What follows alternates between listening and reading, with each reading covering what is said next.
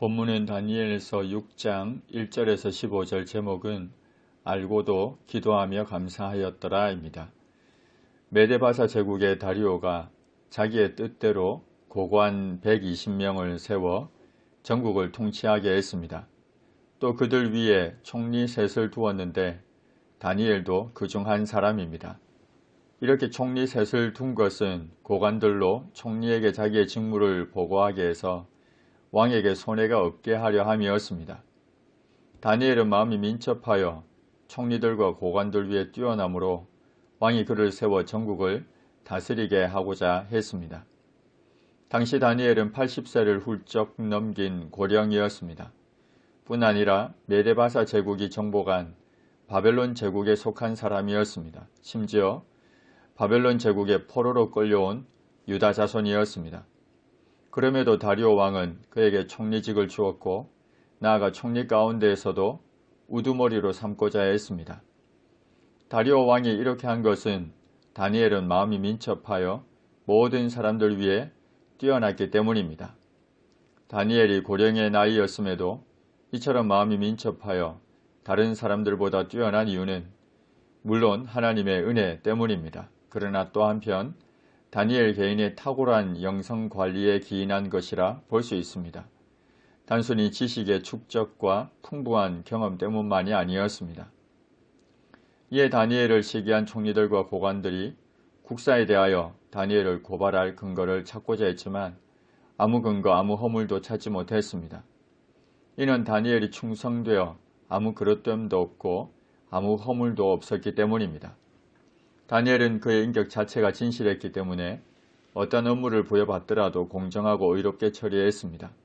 뇌물을 받거나 거짓된 일, 불법적인 방법을 택하지 않았습니다. 그들이 서로 이야기했습니다. 이 다니엘은 그 하나님의 율법에서 근거를 찾지 못하면 그를 고발할 수 없을 것이다. 이에 총리들과 고관들이 모여 왕에게 나아갔습니다. 그에게 말했습니다. 왕이여, 만수무강하옵소서.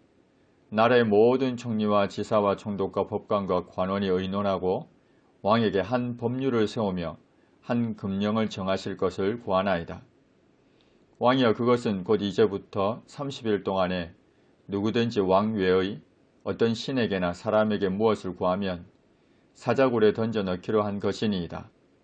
그런즉 왕이여, 원하건대 금령을 세우시고 그 조서에 왕의 도장을 찍어 메대와 바사에 고치지 아니하는 규례를 따라 그것을 다시 고치지 못하게 하옵소서.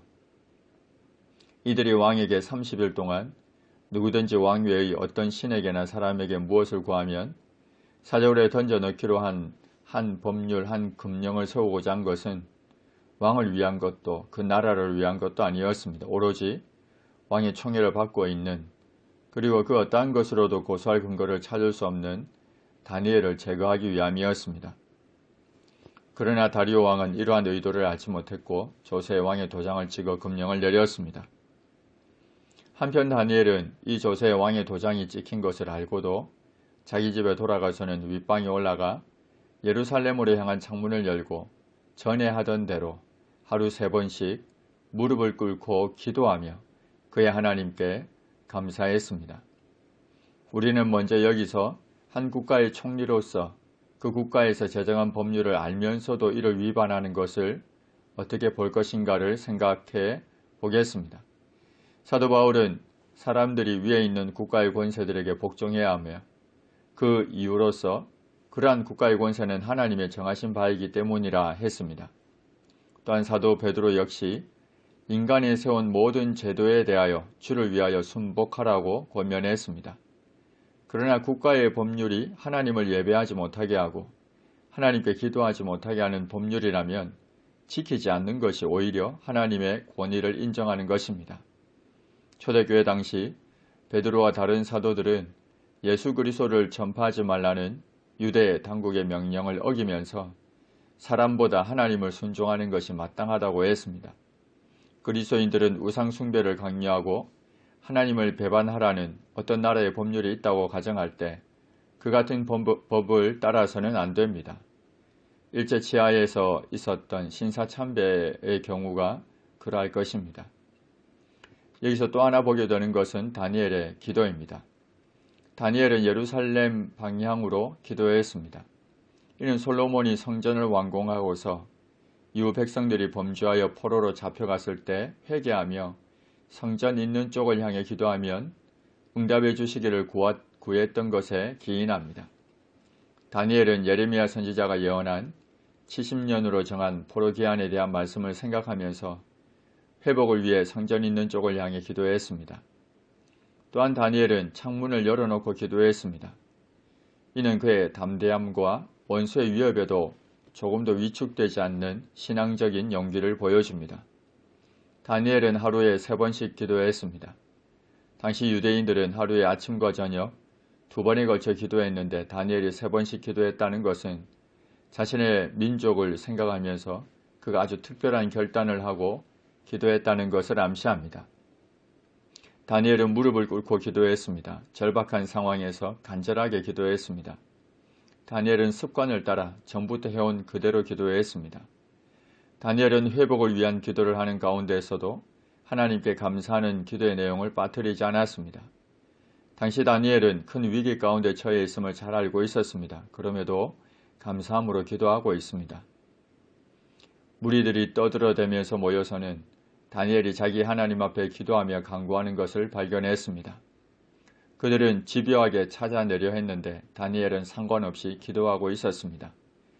이에 그들이 나아가서 왕의 금령에 관하여 왕께 아뢰었습니다. 왕이여, 왕이 이미 금령에 왕의 도장을 찍어서 이제부터 30일 동안에는 누구든지 왕 외의 어떤 신에게나 사람에게 구하면 사자굴에 던져 넣기로 하지 아니하였나이까. 그러자 왕이 대답하기를 이 일이 확실하니 메대와 바사에 고치지 못하는 규례니라고 했습니다. 이때까지도 왕은 다니엘에 대한 것은 알지 못했습니다. 그들이 왕 앞에서 말했습니다. 왕이여, 사로잡혀온 유다 자손 중에 다니엘이 왕과 왕의 도장이 찍힌 금령을 존중하지 아니하고 하루 3번씩 기도하나이다. 왕이 이 말을 듣고는 그제서야 놀라고 그로 말미암아 심히 근심하여 다니엘을 구원하려고 마음을 쓰며 그를 건져내려고 힘을 다했습니다. 그러나 방법을 찾지 못하고 해가 질 때에 이르렀습니다. 그 무리들이 또 모여 왕에게로 나아와서 왕께 말했습니다. 왕이여, 메대와 바사의 규례를 아시거니와 왕께서 세우신 금령과 법도는 고치지 못할 것이니이다.